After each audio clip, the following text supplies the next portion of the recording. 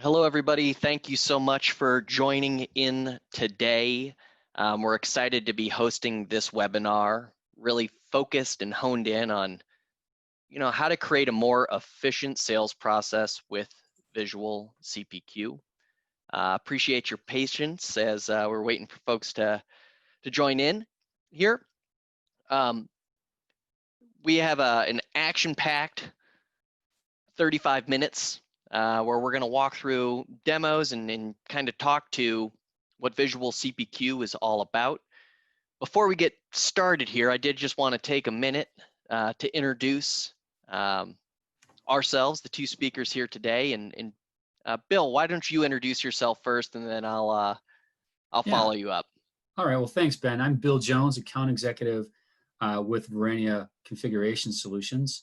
And I've been with Verenia about a year, and in the SaaS space before that for 5 years or so. So very happy to be here and show you what we've got as far as our configuration and visualization capabilities. Awesome. Thanks, Bill. And for everybody, my name is Ben Whitmer.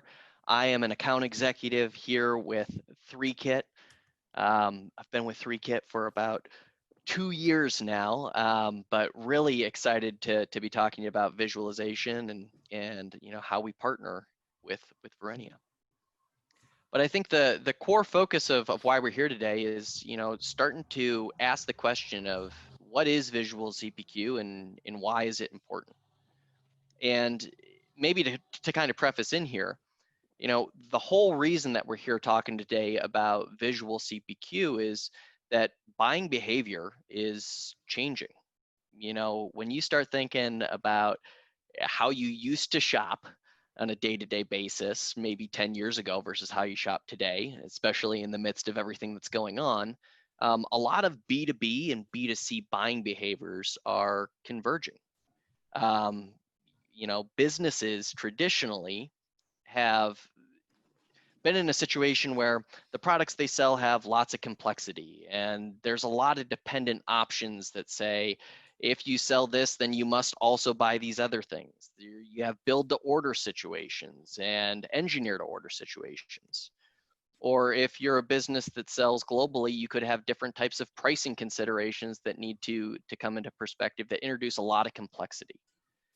But the problem is really at 5 p.m., if you're a company selling to other companies, your B2B buyer at 5 p.m. becomes a B2C customer. And as a B2C customer, these folks shop visually, right? They use visuals to understand the products that they're investigating, and they start to make initial decisions on which products to pursue further. And they know how to shop online, and they know how to browse for information and educate themselves.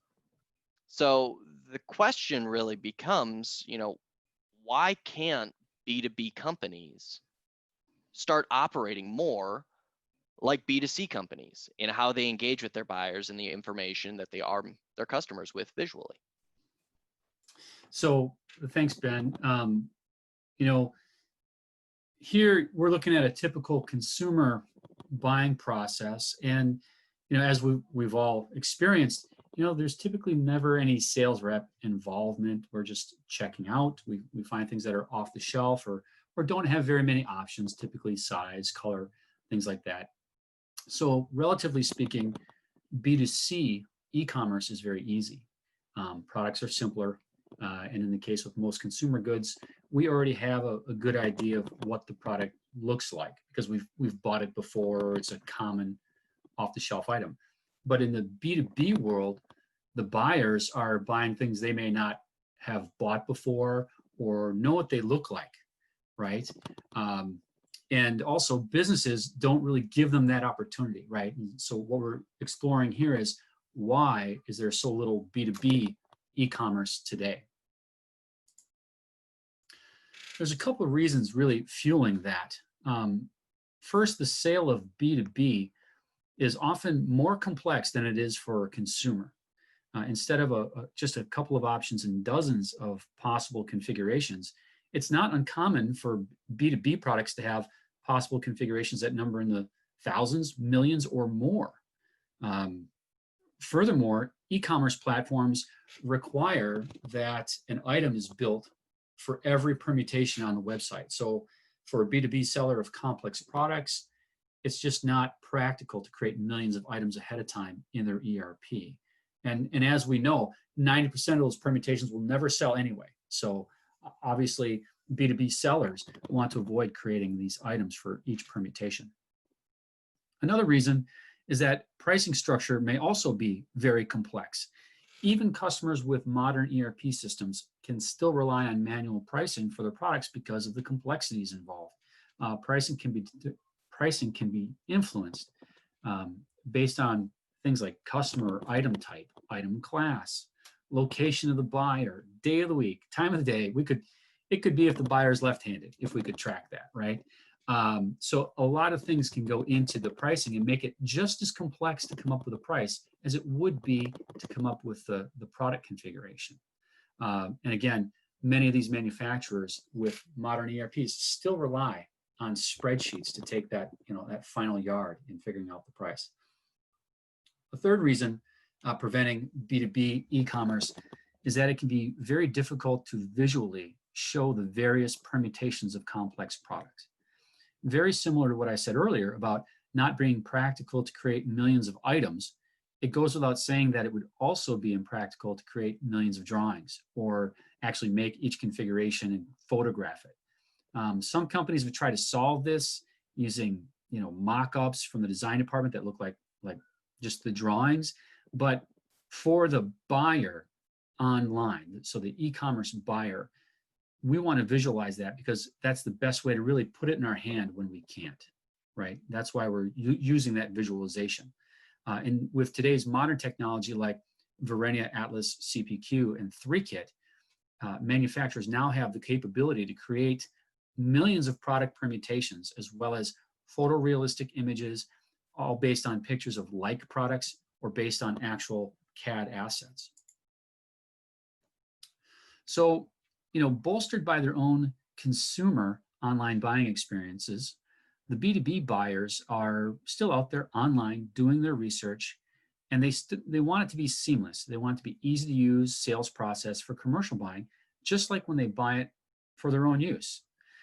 Add to that, most buyers find that product imaging is essential in making their buying decisions. So companies that can help their customers self-serve their own configurations, as well as find a way to help them visualize what they're buying, even though that item might not really exist in a picture yet, they have a golden opportunity to gain more revenue and market share over companies that do not, right? So consumer buyers sometimes don't know what they want until they see it, and business-to-business buyers are no different. So, let's give them that opportunity to see it. Verenia now has a pre-built integration to Threekit that allows for configuration and visualization of complex products, all of the available options, product images, and CAD assets. You can improve the user experience for your internal sales team or bring that same functionality out into your e-commerce platform for either consumer or business-to-business configuration and purchase. By leveraging Verenia and Threekit, all of your customers across all channels will have a better buying experience, resulting in more revenue, fewer returns, and an increased capacity to find new customers. And with that, I'd like to step into a demo and introduce you to Verenia Atlas CPQ and some of the ways we use visualization, including our visualizations with Threekit.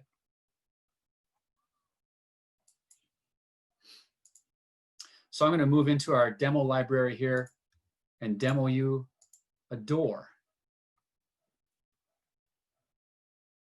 So this is a Verenia Atlas CPQ main layout. Just show you around a little bit here. This is our image area, very big in today's conversation. So when images help drive the sale, this is where they're going to display. We have an area for validations and product summaries, so we can keep track of everything that goes into that product, see how it impacts with the price, as well as with validations, we want to make sure we're not making mistakes. If we make mistakes, this is where that will show up. The rest of the layout, very tab-based, but You can move these tabs to the top or eliminate them altogether. The real working part of the CPQ is where we ask questions and give the answers. And we can do that in a number of different ways. You see here, I'm using already radio buttons, images, drop-down menus, check boxes. And as I go ahead and make selections, the answers are going to either give me more questions, or they're going to have an impact on the bill of materials or up in this summary and pricing field you see here. So moving in, I select joinery and continue on with the questions. This could be with a customer, for example, or maybe you're following an email that they sent you and you're going and configuring, or they're doing this online themselves. So they can go in, take a look at these doors, and you see here's an example of some two-dimensional imaging we have on these doors. The summary is already filling in with the smart part number that's being developed as we go.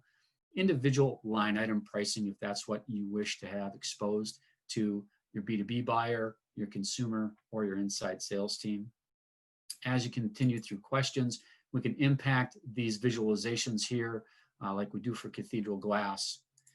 Continuing further, I'm going to make some selections and make a large custom door here. We'll see some more examples of what the CPQ can do. Finish that up. So now I've got my base door, and I need to go to machining. So we can add hinges and locks and things like that. So here we keep it pretty simple. If there's no cutouts to do, we're just about done with this door. But in this case, there are some cutouts we want to take care of. So I'm going to select hinges, handles, and door lock. And so when I do that, a couple of things have happened here. We've now brought in a two-dimensional drawing that we're going to start populating with a couple more choices. And I also have choice of hinges, and you see that some of them are grayed out. And we have a little pop-up that says it's incompatible with the door height. If you remember earlier, I selected a larger door. So now with a large door, you obviously need more support. And in this case, we have to go with the 4-hinge option. As soon as I select that, we're now making some calculations based on what the customer has given us, the calculations that they would really use to determine where on the door should these hinges go. And we display that also in this table and also in this diagram here. And if we make changes to that, the diagram in this case doesn't move, but the dimensionality will change, which is, for some, it's enough. It's what they need to see. Now, one thing I did want to show you about Verenia is we have a different architecture than many CPQs on the market that allow us to really go through and answer questions in any order. We don't have to flip through page after page of preset questions. And if we do come up with an incompatibility later in the configuration, our solution is going to throw some warnings at you. So the sales rep or the consumer or the B2B buyer will know how to change. And obviously in a consumer fashion and in a B2B buyer fashion, they might not be as educated as your internal sales rep. So you really need to make it clear to them where these mistakes might happen. And that mistake could be just as simple as somebody remembering that they got the door dimensions incorrect and they come back to change those dimensions. And when they do to a smaller size door, we can throw out a warning and say, we've made some options, we've made some selections that are incompatible now with this door height. So if I look here on my tabs, I've got one that's highlighted in red. I can come back here and I see that's a hinge problem. What I was explaining before about 4 hinges being for large doors, we don't put 4 hinges on small doors. So I have to make that decision. Let me double check my work on the door size, or I reselect my number of hinges. In this example, I'm just going to go back to the larger door size and continue on. Now that's something that a lot of CPQs can't do very easily, and we can do that throughout in any order that you wish. Coming back up here, I'm going to wrap up here with a couple of hardware selections, and we'll select a door handle and a lock. And I get another validation. You see, I selected, maybe by accident, I selected the wrong lock. They look a little bit similar, and depending on your screen, your resolution, or just your eyesight, maybe you don't catch that that is a different color. But here we're saying our lock and handle material don't match. Is that what you want? And before I fix that, I want to take a look at the bill of materials that we generate automatically. So from the manufacturer's point of view, as your B2B buyer or B2C buyer or your internal sales rep is stepping through the configuration, this bill of materials is building out automatically. And you can see here, we've got the handle and the deadbolt. It's very obvious here that they are different colors. So I am going to go back and I'm going to make that change so that they match. The validation goes away. And the impact on my bill of materials, now our system will recognize that I have a kit built for matching handles and deadbolts. So it's actually going to remove that other deadbolt, but put in a kit here because that's the way we've set it up in our ERP. In addition to bills of materials, we can also produce routings for the factory floor, telling each operator on the factory floor exactly what to do with the parts that they've received. I'm not going to step through more of that. I'm going to jump into quotes, but we can make adjustments. If it was something for shipping, we can connect to your shipping or help you there. Pricing, help the sales rep negotiate, or we can put in the pricing of your B2B dealer or add promotions that a B2C customer might have. But I'm going to go ahead and submit this to the quote, and then I'll save my quote. And once that's saved, I can show you what a proposal would look like. So here I've got a proposal. I can print, PDF it, Word doc, make a Word doc out of it. You can see that in this particular example, we've added a lot of rich information like images, information about the company, right? You don't have to be stuck with just a table that looks like an invoice going out for your quote. So you can use this as a canvas to continue to sell your company. And again, use images, text as you need to or as you want to. Continuing down, we can get to a quote of a configured product, which will have the configuration on it, any sort of boilerplate information you have. Moving further, we can draw in information from the customer record if they require a deposit or net 30, net 60. That's all drawn in here for that customer, whether it's a B2B, B2C, or an internal user. So with that, I wanted to turn things over to Ben to kind of show you, using the power of Threekit visualization, what some things would look like, and then we'll kick that back to me in a moment. Ben, you want to take it? Yeah. And, this is maybe a good opportunity to kind of talk, to the fact of, I think what we just looked at a moment ago is how visuals can play a role in how a sales rep sells. But we still got to pose the question, how can you fuse that process in with a more modern B2C buying experience? All of your B2B buyers are B2C buyers, and they're used to going through an online process of investigation and understanding. And so taking the rules, but exposing in a more modern UI for how somebody's engaging with this, a customer can start to investigate all the different permutations and options for how a product could be sold. They can interact with that product in real time and start to answer questions that they couldn't necessarily answer without being able to see, how a product actually looks. So, can you hide or remove the arms? Can you change the colors of the casters? Different things like that play an important role in anybody's initial buying decision. I could come down and maybe change the upholstery, change the frame finish, and even change different types of premium options. Now, in a commercial B2B sale, you might not necessarily want to expose all the nuances for what can and can't be sold, or the pricing that's associated with certain types of dealer networks or things like that. What you do want to empower the buyer to do is to come in, design the product of their dreams, and then, request more information so that the sales rep can understand exactly what the customers put together and come with a more qualified opinion when they're engaging with the requester, your B2B buyer.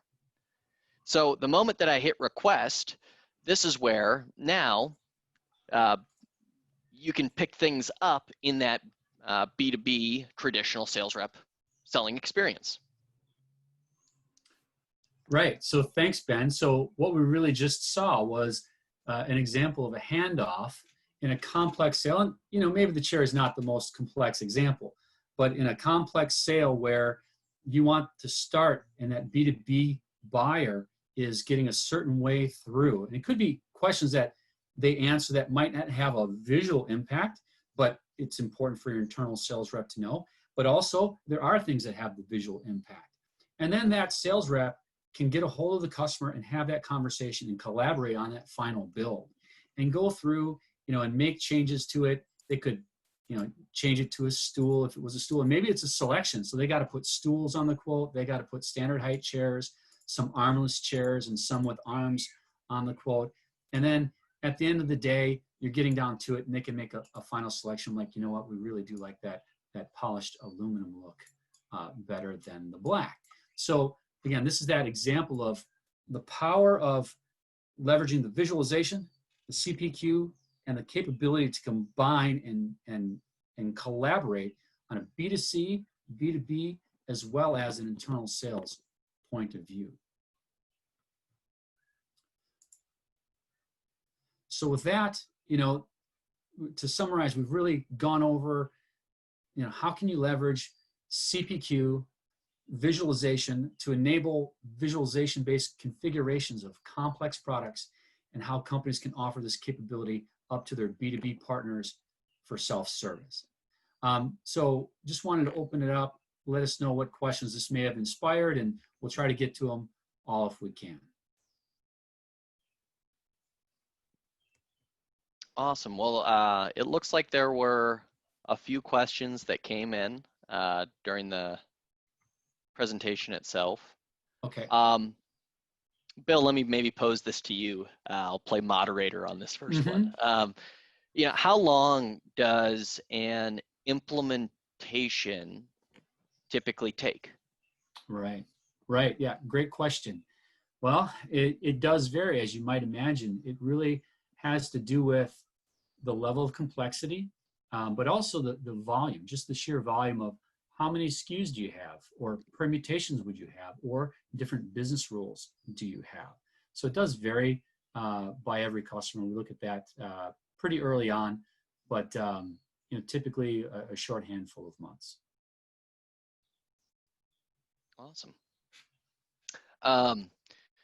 This one's probably best with me. There's a question that says, how do you get the visuals? Oh, yeah. And I'll field that one. So, visuals can come in a variety of different ways. A lot of times, if you're a business and you happen to be manufacturing the products, generally, a lot of those companies actually already have visuals at their fingertips. They just aren't prepared in a way that's designed for visual configuration. Typically, that's like a CAD asset. A lot of times you need those in order to physically manufacture the products. If you don't have any types of CAD files and you just have pictures, those things can absolutely be modeled in context of any project, just outright. But typically those are the kind of the two ways that folks start down that visual path, is they either have picture representations of their products, or they have CAD files that you can start working off of. Great question. Bill, maybe you take this next one. What are the important considerations when undertaking a project like this? Yeah. And that you could take that in a variety of different directions. So Sure. And I would say the first consideration is engage early. Don't wait till the last minute to do any project. It doesn't hurt to have conversations and sort of feel things out. For Verenia, it really boils down to ROI, real ROI, projected ROI. What sort of time can we save you? By going B2B, we open up a completely new market for you, right? And visualization is part of that. So, maybe you're not doing B2B e-commerce today, but what's the impact if that's 10, 20% of your business? Also, does that have an impact on how you hire over the course of the next 12 months? So, we like to take a look at understanding the situation early and understanding the value early as well.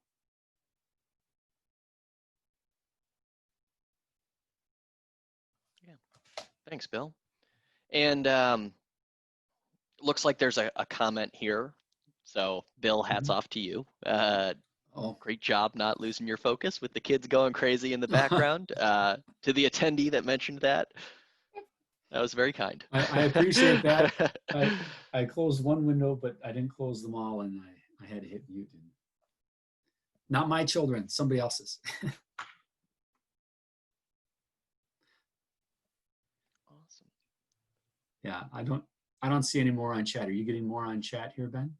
No, no, but those were great questions, and totally appreciate everyone joining in here. Maybe with that being said, that's kind of our forum for today of what we were hoping to walk through with you is kind of talk about how B2B and B2C are converging, and how visual CPQ can help to address some of those challenges. If you do have any questions for our team, feel free to reach out to either the Threekit or the Verenia team. It's very easy to get in touch with us via our websites. But thanks again for attending. We appreciate the time and the focus. Thank you, everybody.